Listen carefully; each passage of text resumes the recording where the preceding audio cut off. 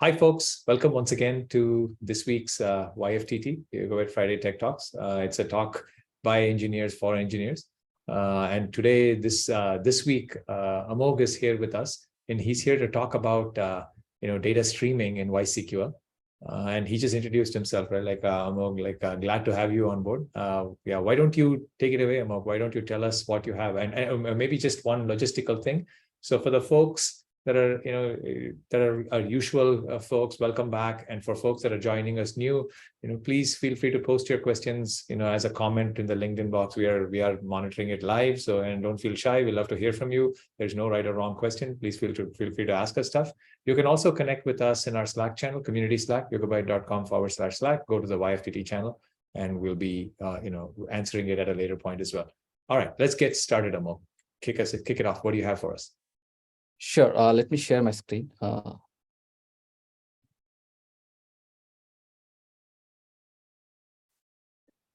Yeah, so I'll be. I have a few slides, so we'll go through that, and after that, we'll also have a quick demo of things that we will be discussing in the slides, right? So again, a quick intro about myself. I'm Amogh Shetkar, part of the ecosystem integrations team at YugabyteDB. Been here for a couple of years, close to 2 years now. So we'll be talking about various ways to do bulk data loading into YugabyteDB through the YCQL API. So this is in continuation of the previous YFTT session where we talked about the YSQL, which is Postgres compatible API, right? So this talk is only about data loading into the YCQL through the YCQL API, which is Cassandra compatible API. So here we will be having like two broad areas of approaches to do bulk data loading into YugabyteDB. So the first one is utility-based solutions or non-programmatic solutions, where we have a built-in copy command, and then the third-party tools which we have modified or enhanced for YugabyteDB specific cases. So that includes cassandra-loader and dsbulk utilities. And the second one is programmatic solutions. I'll be quickly touching upon those. So how we can use write actual code to do ingestion into YugabyteDB, including batch statements, and also if you're using Spark applications. I mean, you can use Spark applications to basically load data into YugabyteDB using a specialized connector for YugabyteDB, right? So based on Cassandra, Spark Cassandra connector. Okay, so the slides are pretty small. I mean, we will be quickly touching upon these theory-wise, and then we'll have a demo at the end.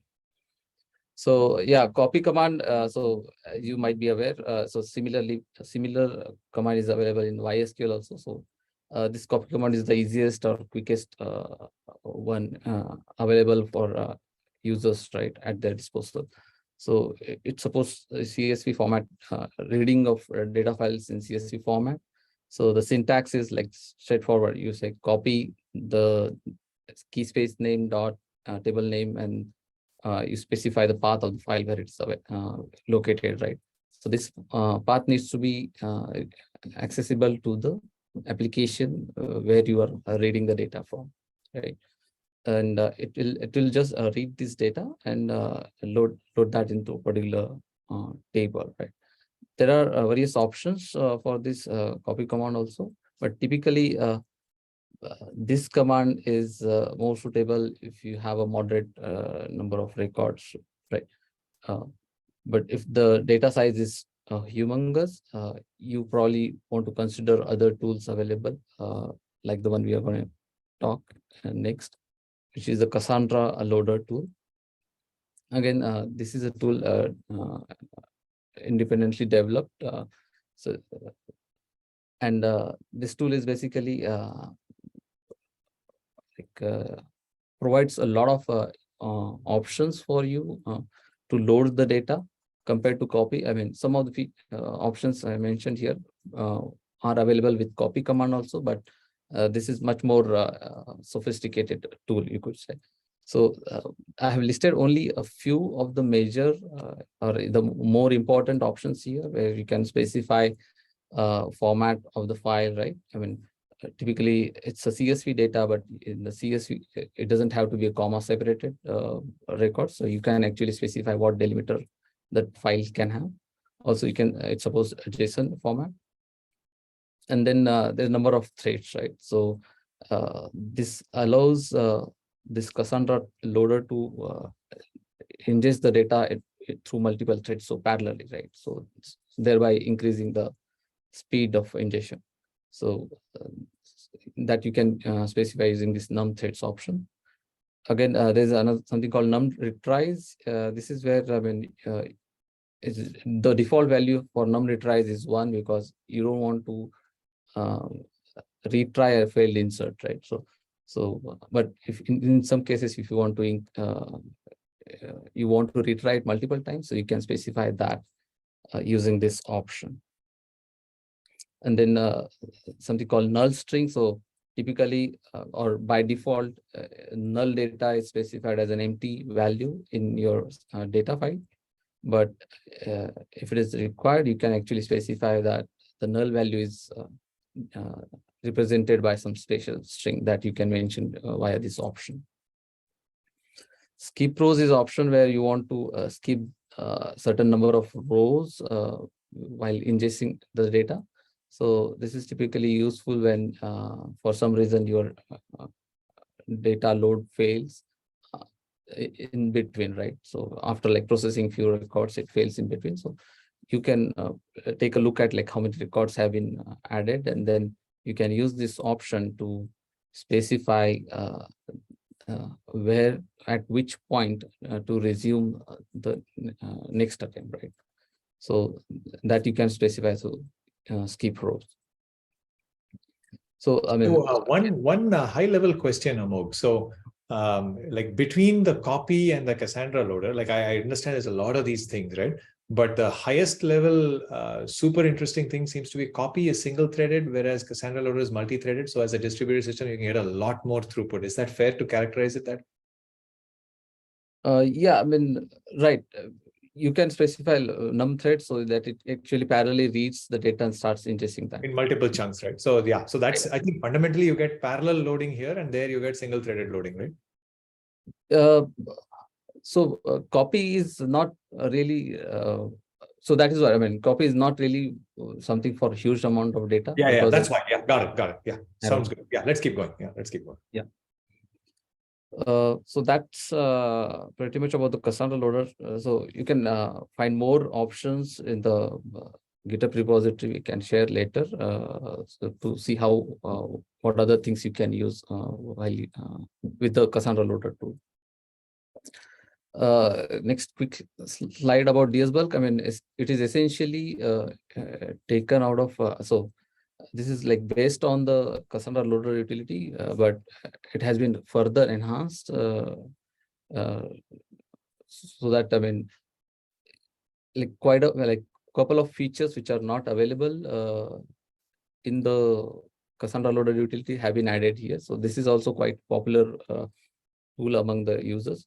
So one addition I can state here is that you can also specify the DataStax the Cassandra driver properties in this tool. So if you have some customizations or you want to provide some configuration to the underlying driver, you can mention specify that in this dsbulk utility. So there have been quite a few other enhancements also. So, but users wise, it is essentially same. I mean, performance wise, it can also allow you to ingest the data parallelly, specify that number of threads, right? So I have just added it here as a completion of this tool. So that's pretty much on the first two non-programmatic solutions we talked about. So now coming to the programmatic solutions, I mean, where you can actually do ingestion through the code, right? The first one is like through the batch statements. So essentially, when you write or insert data, you can either insert each row individually, right? Every time you insert. So that is a new operation talking to the YugabyteDB, right? So, so of course, there's not gonna cut it when you want to ingest any moderate to huge amount of data. So batch statements come into the picture. So you can actually create a batch and you can add several records or several insert operations in single batch. So that's the single batch is actually sent to the YugabyteDB cluster as a single operation, right? So that way you actually speed up your ingestion. So here, I mean, you can see, I mean, you create a batch statement, and you can you create a prepared statement, and in a for loop, like based on how big batch you want. So it could be few hundred records or few thousand, based on how big your cluster is, right? So you can add those number of inserts statements in the batch, and then at the end you can actually execute that batch. So it goes as a single operation. Each batch goes to the cluster as a single operation. Moving to the next approach is especially when you want to leverage the Spark power of Spark, right? So if you're using Spark application, so there is a connector specifically written for Cassandra, so which we have again forked and added our customizations to that, so that it leverages Yugabyte features, right?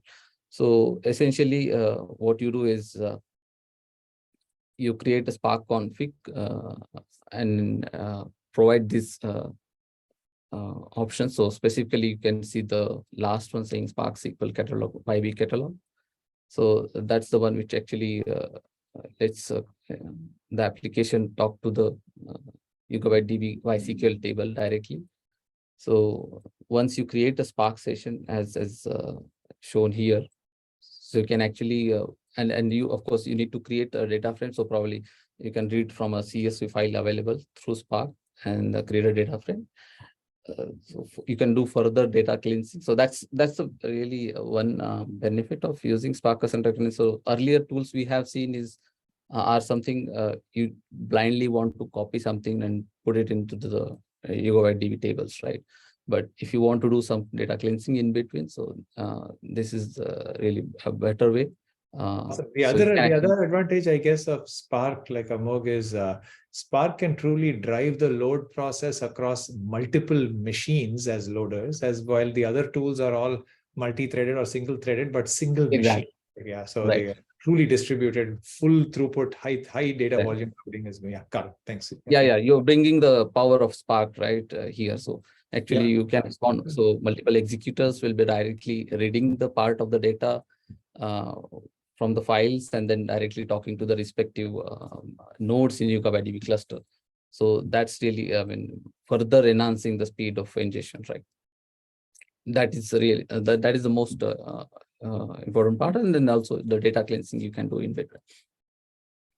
So this is how, I mean, once you have the data frame, once you cleanse it, you can just say df.write to with that key space name table name with that catalog name. So that is how you it is. It's so simple with Spark Cassandra Connect. So yeah, so this is essentially what are the different ways you can load data into YCQL tables. And now we can move to the demo part. That's okay, right? I mean, we are good to go to demo. Yeah. Okay. Yeah. Let's go to demo. Yeah, always fun seeing a demo. Okay, sure. Let me. So I hope my screens are visible. Yeah, maybe you can make the font a couple of sizes bigger here, but yeah, it's totally fine. Yeah, this is great. This is perfect. So yeah, so here, I mean, I'm just having a demo for each of the three external tools we talked, or the copy command, Cassandra loader, and dsbulk. So starting with copy command. So let me. So what I'm doing, I have a cluster running by the way here.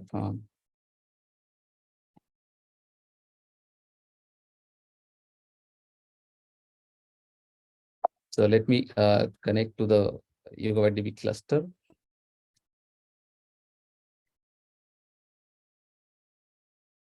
So I'll just show you a cluster here.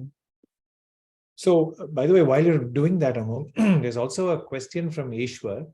He talks about like here we have the need to import only CSV files only, or other types of files like Excel, etc. That's question one. And I'm guessing you have to export the Excel as a CSV, right? Yeah, right. Got it. And question two is, after importing the data set, what do we have to do? What do we have to do? What steps do we have to do? How can we check null values and display them here to be clear? What about if there are special characters? Maybe some of those you will cover as a part of the demo, especially the steps you will cover, but I don't know, null values, you can just talk about it after we do it. Yeah, but yeah, go ahead. Yeah, so if you have the null values, I mean, you can, while ingesting the data, you can specify that. If I understood the question right. Yeah, you can specify it with an option, right, while ingesting the data to convert something to a null value. But I think his question is, how do you display or check null values? I think when you do a select star, it will show it, right, as the column value is null. Yeah. Okay, got it. Yeah, let's keep going. Yeah. Hopefully that answers your question, Ishwar. Okay, so here I have a cluster, which is a 3-node cluster. So I just showed here through this command. So we'll go back to the steps here. So I'm connecting for copy command, I'm connecting to the YCQL shell. So let me create this key space. Now here I'm creating a table for loading.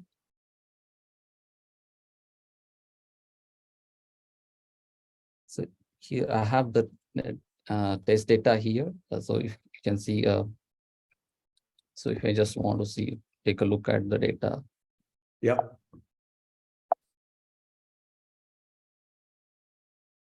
So essentially, it is like comma separated and for all the values, right? I come here. No, I run this copy command. So one question that this brings up is the order in which the CSV values are there present and the order in which the column names are created. Should they match?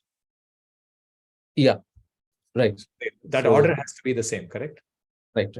Okay, got it. Yeah, keep going. So there are ways, I mean, in the cassandra-loader and dsbulk, you can specify select columns also. If that is, if you're, if there is a, what to say, number of records in your data are more than what your table has, so you can specify which columns to be. Yeah, makes sense.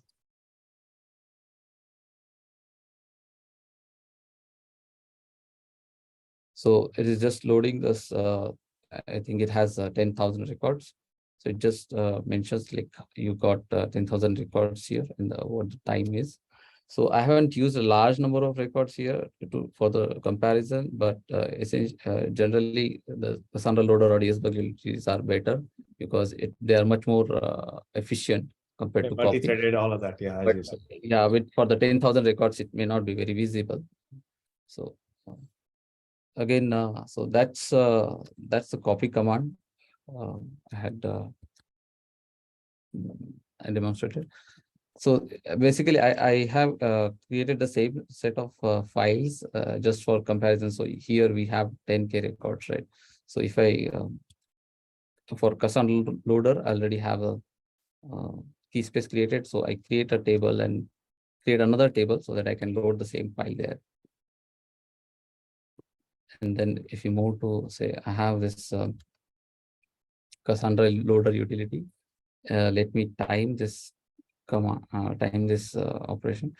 So this is the command I'm going to use. So let me explain when I explain.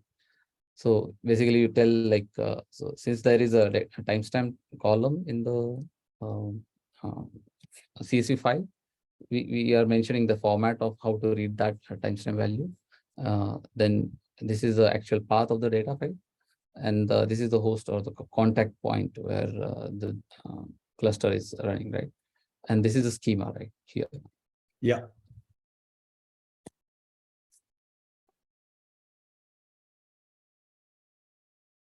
So I think we seen it was taking around some 10 seconds, but this is too low data volume to actually compare. So in real, it says 11 seconds, but as you go on increasing the data volume, and you can actually manipulate options here. I think num threads, how many number of threads you want to parallelize on. So with that, you can actually get better performance or faster ingestion with cassandra-loader and dsbulk utility. And maybe let's do a quick check, right? It says it is inserted, so we can just do a quick check here also. Okay. From Right. That the table name was essentially type. So there's records here. And I think just to show it, can you maybe show a sample of 5 rows or something like select star limit 5 from that table just to show it, and on the YCQL shell, yeah. And maybe if you could make this font also a little bigger if it's possible. yeah, sure. Yeah, that's great. Yeah. So like just make a limit 10 and then yeah, select star from.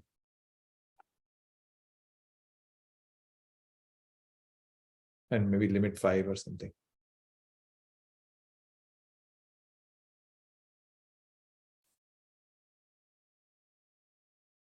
Yeah. Yeah, so that's the data for you. Moving on to the next tool we have, dsbulk. Again, similarly, it's essentially does the same thing, but I have added it for completion. So I think Ishwar is asking about null values. How can we fill it in to be clear, or don't we need to fill? What can we do, right? So maybe is there an example? Maybe after you're done with your demo, Amogh, I don't know if we can show loading a null value with a null value option. Like just remove one of those columns and show how a null value would show up, right? So okay. Not now. I think let's finish your demos and then we can show it. I think Ishwar had this question, so I just thought, yeah. Sure. Yeah, so moving to the dsbulk utility. So again, I mean, creating a separate table for that.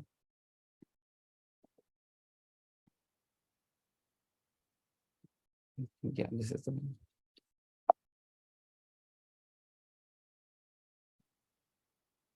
And we have the, by the way, yeah, you also get logs, right? If there's something goes wrong, you actually go through these files to see what went wrong.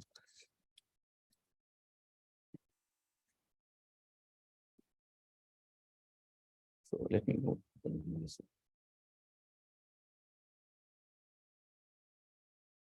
Yeah, again, here mentioning what type of file it is.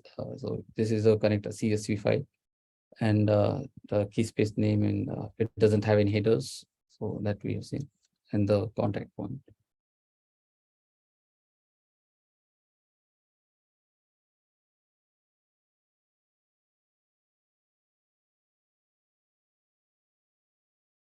So here you can say it says completed successfully. I think, yeah, here also you can see that it generates some files. Okay. Yeah, it generates some log files so that you can take a look how the ingestion went. So these are like my previous runs here, but for each run actually generates the information about how the ingestion went, and if there are any issues, it actually shows that. If you go back here and just do select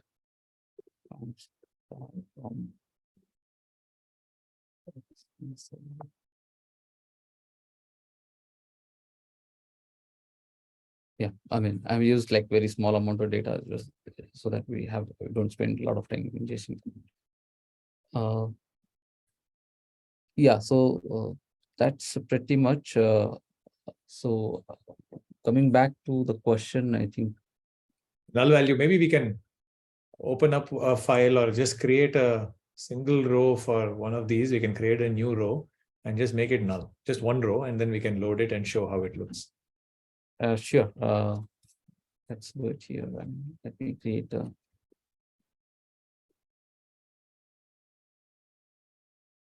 I think the sample 1K should be, yeah, just 1 or 2 rows. Yeah, exactly. Yeah.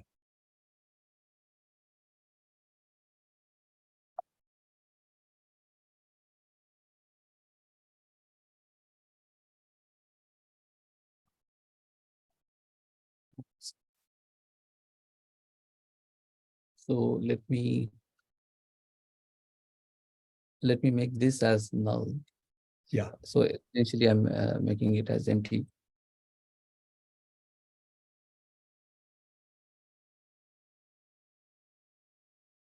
You have to drop that whole entry, right?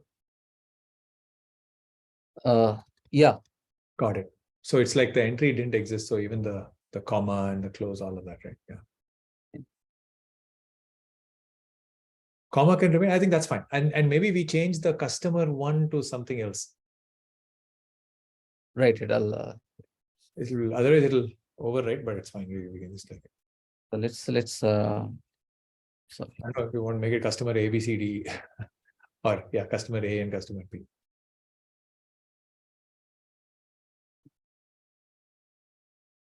I don't think I have it. I think let's. Do you need to change the next value also? I don't know what 1 and 2 mean. Those are the IDs. So those are fine. I mean, the primary key, okay, combined composite primary key. Yeah, got it. Okay. So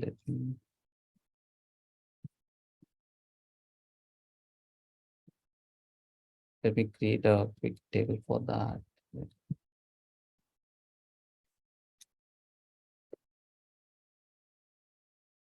You can make it sensor data null or something. Yeah. So okay, this is something. Okay, I have created a table here. Yeah. And let's say, let's say use the cassandra-loader.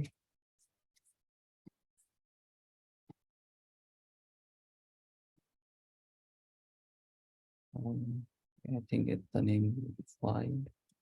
Yep. Do you have to set the null option? So the default null option is so if there is a value is empty, it's null by default. Yeah. Okay, got it. I mean, if you don't give any, so default empty index in the file is taken as a null. Null, got it. Okay, great. Okay, let's run this.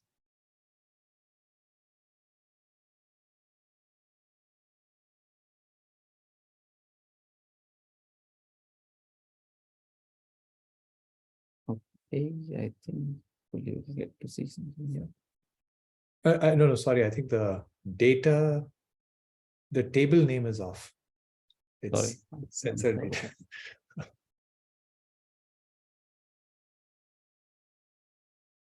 Sensor data with null, right?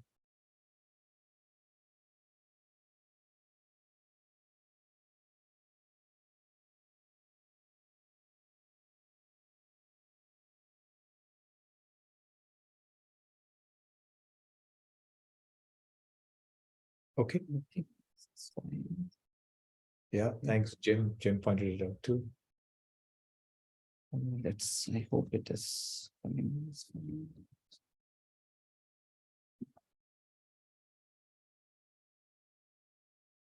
Yeah. There you go. Yeah. So Ishwar, as you can see, yeah, you can treat omitted values as null, which is the default, it looks like. And you can also treat them as something else if you want.